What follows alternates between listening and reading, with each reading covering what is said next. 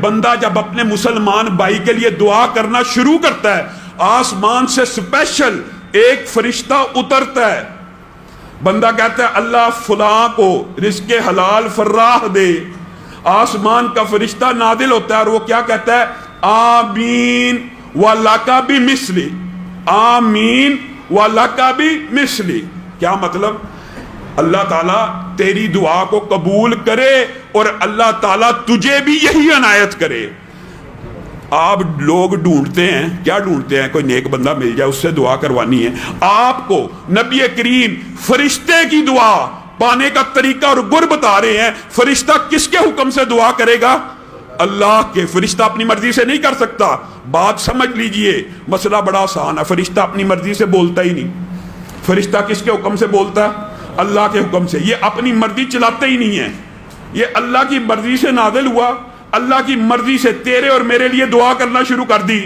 تو اس فرشتے کی دعا کے قبول ہونے میں کوئی شک نہیں ہے۔ قبول کس نے کرنی ہے؟ اللہ نے۔ جس نے اس کو سکھایا کہ دعا کر، وہ قبول نہیں کرے گا؟ تو میرے بھائیو، یہ دل بڑا کرنے کی بات ہے۔ انسان خیر و بلائی مانگتا ہے۔ نبی کریم صلی اللہ علیہ وسلم کے دور میں بھی ایسا ہوا۔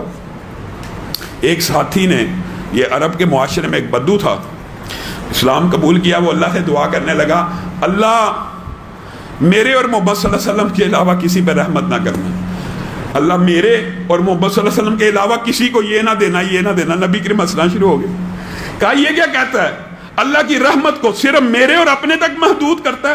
تو انسان کا یہ فطرت اور نیچر نہیں ہونی چاہیے کہ انسان رات کو اللہ کے فضل سے دعا کرنی چاہیے، اپنے لیے کرنی چاہیے، اس میں حرج کی بات نہیں ہے۔ انسان 30 منٹ 40 منٹ اگر رات کو دعا کرتا ہے تو بیچ میں 5-10 منٹ اپنے ان دوست احباب رشتہ دار چچا ماموں ماں باپ ہر ایک کو یاد کرے، کیونکہ وہ جو 10-15 منٹ 30 منٹ میں سے ہوں گے نا، اس کے دوران آسمان سے فرشتہ آئے گا، جو تیرا دل چاہتا ہے نا تیرے نصیب میں ہو۔ اللہ کی قسم، یہ پکا کلیہ اماموں نے محدثین نے بتلا دیا۔ انسان چاہتا ہے میرے پاس لینڈ کروزر ہو، مثال دے رہا ہوں، میرے پاس گرینڈ کروزر ہو، میرے پاس کوٹھی ہو، میرے پاس بنگلہ ہو، کیا دعا شروع کر دے؟ اللہ میرے بھائی کو لینڈ کروزر دے دے، اپنی مانگے ہی نا، اللہ میرے بھائی کو لینڈ کروزر دے دے۔ آسمان سے فرشتہ آئے گا۔ یہ دل بڑا کرنے کی بات ہے، یہ اپنے آپ کی ٹریننگ کرنے کی بات ہے۔ میں شاہد ہوں، اپنی زندگی کے بھی بے شمار واقعات ہیں۔ آپ لوگوں کے لیے دعا کرنے والے کو کبھی محتاج نہیں پائیں گے، کبھی محتاج نہیں پائیں گے۔ وجہ اس کے لیے تو فرشتے دعائیں کر رہے ہیں۔ تو آپ نے یہ بات بھی سمجھنی ہے کہ اس حوالے سے ایک واقعہ بھی ذہن میں آ گیا، اور یہ پرانا واقعہ نہیں، انبیاء کی دعاؤں کا تو آپ نے سنا ہوا ہے۔ نبی کہتے ہیں اللہ تعالیٰ ہم آپ سے دعا مانگ کے کبھی محروم نہیں رہے، نبی کہہ رہے ہیں۔ آج عصر حاضر کا ایک واقعہ دماغ میں آ گیا کسی کے لیے دعا کرنے کے حوالے سے۔ ایک شخص کو، سچا واقعہ، سعودی عرب کا واقعہ، خواب آتا ہے اور خواب میں نمبر بھی آتا ہے۔ خواب میں نمبر بھی آیا کہ فلاں بندے کو عمرہ کروا۔ خواب آئی، 7 نمبر بھی آیا، اور وہ خواب سے اٹھا، اس کو وہ نمبر یاد ہے۔ پھر خواب آئی، پھر خواب آئی، پھر خواب آئی۔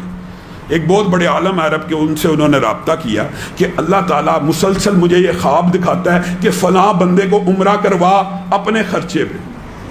تو اس عالم نے ان کو تعبیر بیان کی کہ یہ اللہ کی طرف سے روحانی خواب محسوس ہو رہا ہے، اور تجھے کسی بندے کو عمرہ کرانے کا حکم دیا جا رہا ہے، تو اس کو لازمی عمرہ کروا۔ ابھی تک تو نے وہ نمبر نہیں ملایا؟ نہیں، میں نے وہ نمبر نہیں ملایا۔ ملا، نمبر ملایا۔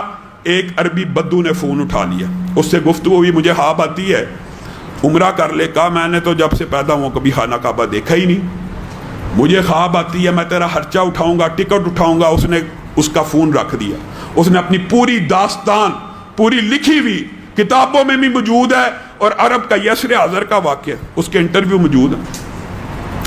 اب وہ بار بار کال کرے، بالآخر پتہ نہیں اس بندے کے دل میں کیا خیال آیا، اس نے کہا ایک شرط پہ آؤں گا، وہاں پہ تو مجھے 5 اسٹار ہوٹل دے گا، وہاں پہ میرے یہ اخراجات کرے گا، یہاں سے مجھے پک کرے گا، یہاں پہ مجھے واپس چھوڑے گا، میں تیرے اصرار کے اوپر عمرہ کرنے آتا ہوں، میں نے پوری زندگی سعودیہ میں گزار دی ہے، میں نے خانہ کعبہ نہیں دیکھا، تو میرے پیچھے لگ گیا ہے، تو چلو میں یہ کام کر دیتا ہوں۔ اب دیکھیے کسی کی دعا انسان کے کیسے کام آتی ہے۔